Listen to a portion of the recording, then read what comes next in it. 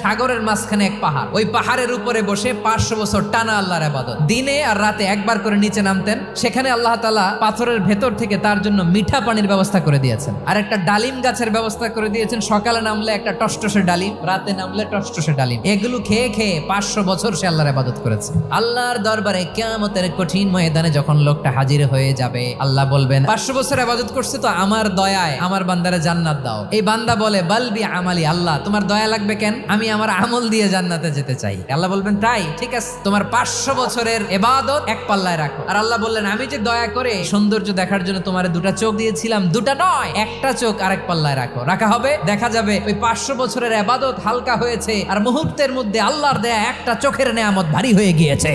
ফলাফল দেখো, হিসাব বলে তুমি এখন জাহান্নামে যাবা, যাও এবার জাহান্নামে যাও। এবার লোকটা কাচুমাচু করে বলে আল্লাহ এবার আমি বুঝতে পেরেছি তোমার দয়া ছাড়া দুনিয়ায় কেউ জান্নাতে যেতে পারবে না।